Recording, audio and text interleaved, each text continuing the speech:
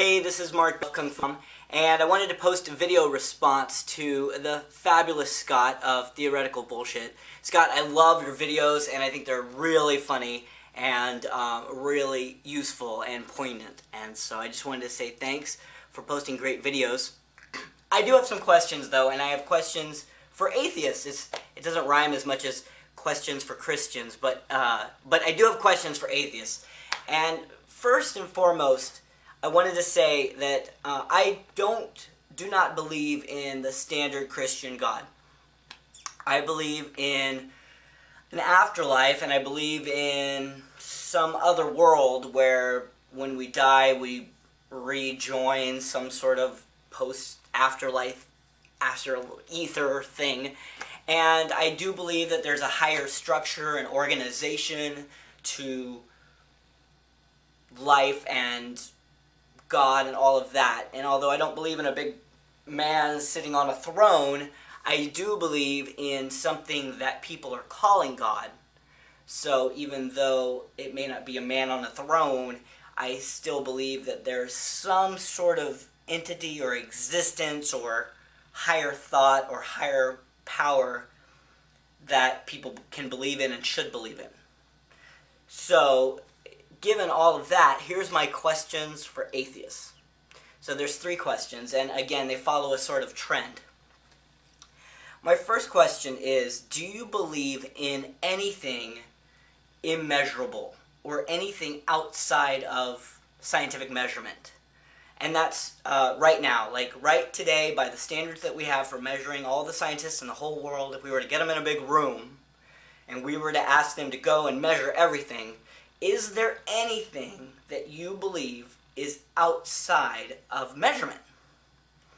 That's really important to me, because if you don't believe there's anything outside of measurement, then I think that an atheist belief is very valid.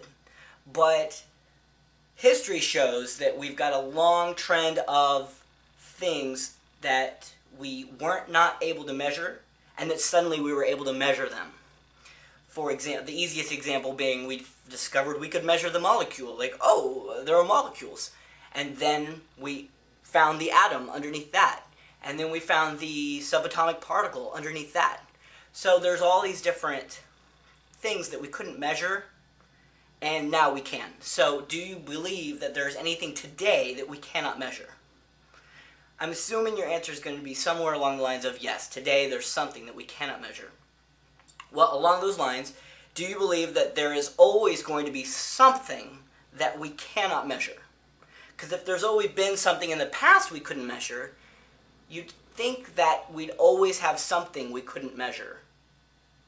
If so, my second question is, do you suppose that that list of immeasurable things, all those things we cannot measure today, follow a certain trend? Like, just like the molecule is bigger than the atom is bigger than the subatomic particle, we discovered those in a certain trend. They followed a certain theme, particularly size, or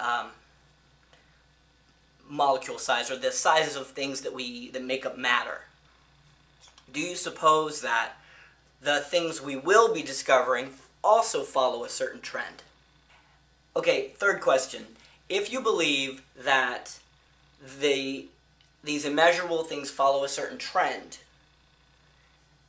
do you believe, where do you think that trend stops, or where does it end, if it does end? If it doesn't end, which is a great question, are you saying that there are things that we will forever not know and understand as humans? If so, that's kind of the same belief that Christians and other religious people have. They believe that there's this intangible thing that you have to have faith in, right? Well, but if it does end, where does it end? Like, at what point does that trend actually stop moving forward? And that points to what I believe in. I believe the same beliefs. I got most of my beliefs from Ken Wilber, who's a current thinker today, brilliant man. And he really has 2 things that make up his belief system. One is that all things have a measurable and immeasurable aspect of them. The measurable aspect being like the neurons in your brain. We can measure those. Like thoughts are a good example, okay? Because thoughts, so you can measure them measurably, and you can, in your brain, you can say, okay, this neuron goes to this thought. You're thinking about a cat, right?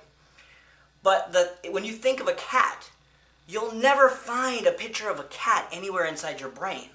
So this picture of a cat that comes to mind when you think of cat doesn't exist. It's not measurable, it's not real, and yet it exists in some form or fashion. It does exist, because when you think of a cat and you see a cat, it's there, right? Even though we can't measure it.